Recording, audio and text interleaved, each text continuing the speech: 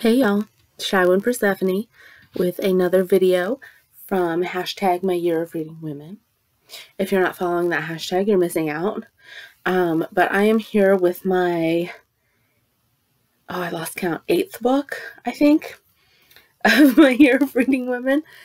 It is another poetry collection entitled Fairy Tales in Electri-city by Francesca Block.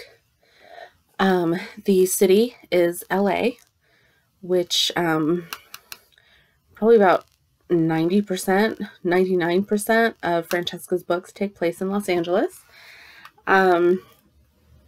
Francesca Block is my favorite author. I know a couple videos ago I said Shirley Jackson is my favorite author. I have two favorite authors. Sue me.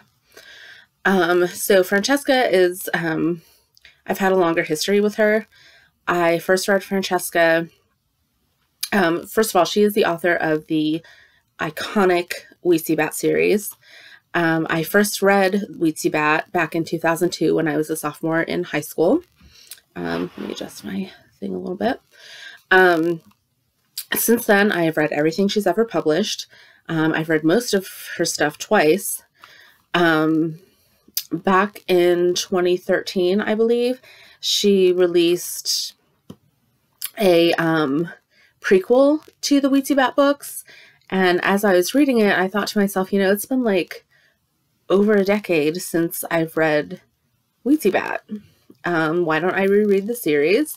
So I did, and then I just kept going from there, rereading all of her books sort of in the order that they were published.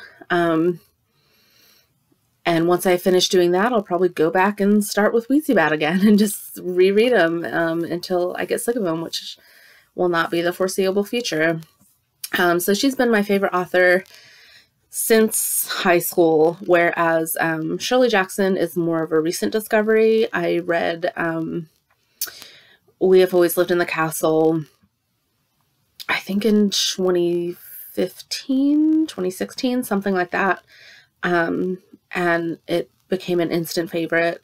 So she's just been my favorite for a couple years. So when I talk about either of them, I say they're my favorite authors. So you'll hear me saying Shirley Jackson is my favorite author, and you'll also hear me saying Francesca Block is my favorite author. But this little book, and I mean little, it is very tiny. I actually pulled out one of my mass market paperbacks so you could see how tiny it was. It's just a baby book. And it's only like, I was about to say like 80 pages. It's 78 pages, but it is poetry.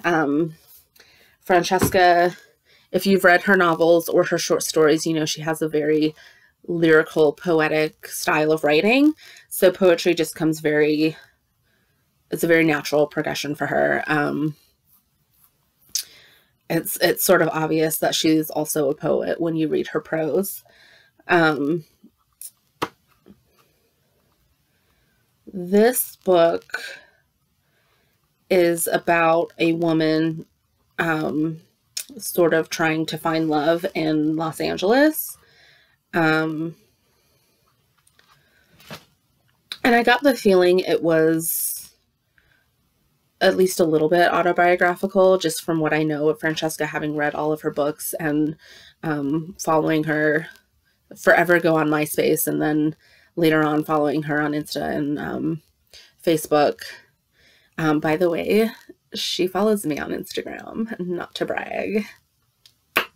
So, but anyway, that was really exciting when she started following me.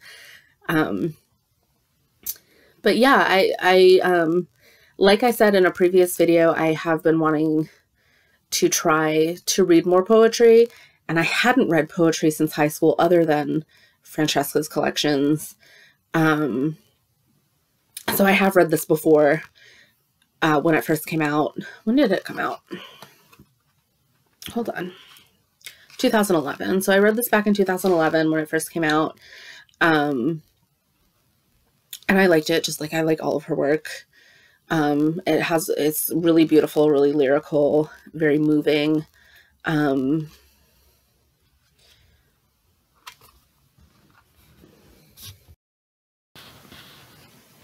Sorry, I had to pause for a second. Someone walked upstairs and was making a ton of noise, so I just paused it real quick. But anyway, getting back to this. So yeah, since I haven't read that much poetry, and I mentioned this in my previous poetry video about Amanda Lovelace's The Witch Doesn't Burn in this one. I don't really know how to critique or review poetry. I don't know what constitutes good poetry or bad poetry. I don't know what I'm looking for. So all I can tell you is whether I liked it or whether I didn't like it. And I liked this a lot. I blew through it in like 30 minutes. Basically, I had some extra time to kill one evening last week, and so I threw on a Korean sheet mask and laid on my bed and read this. And by the time my sheet mask was done, I had finished this. So it's very easy to get through. It's a very quick read, but very worth it. She has a couple of other poetry collections. She has Open Letter to Quiet Light, and then she has How to Uncage a Girl. I remember enjoying both of those, but I hope to get to those again sometime this year for my Year of Reading Women, so you can look for videos about those later on. None of them are like her really sort of well-known popular books, so you will probably have to order them. You probably won't be able to find them like on the shelf in a bookstore, used books, new books, whatever. I would recommend most indie bookstores are really good about being able to order books that they don't keep stocked, just because most of them are very small.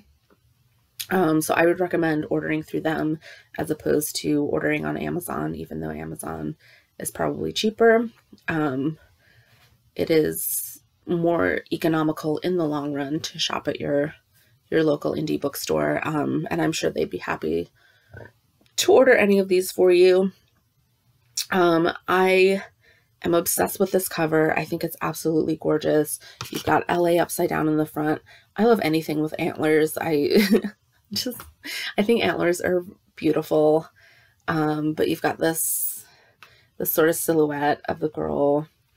And I love the colors. Obviously, I'm very into like cooler colors, blues and purples and indigos. And so this cover just really caught my attention, made me want to read it. Even if it wasn't my favorite author, if I had seen this cover and seen the title, even Fairy Tales and Electricity, and it didn't have Francesca's name on it, I would have been like, that's the kind of book I want to read, because it just attracted my attention. But yeah, definitely look out for more Francesca this year, because she is my favorite. I do have her once on my list. I'll probably read a short story collection from her, because that's just, like I said, I was doing rereads in the order that they were published, and the next one on that list is a short story collection from her. But I also want to get through hopefully all 3 of these poetry collections, because I'm reading poetry sort of a little differently than I'm approaching my other books that I'm reading. So I'll be able to get through more poetry, I think, than I had originally expected to. And you can find out more about that in my previous poetry video, again, for the Amanda Lovelace book, The Witch Doesn't Burn in this one. I sort of go through my process for reading poetry for this year. But yeah, if you're interested in this project, definitely subscribe to my videos. You can follow #MyYearOfReadingWomen on Instagram.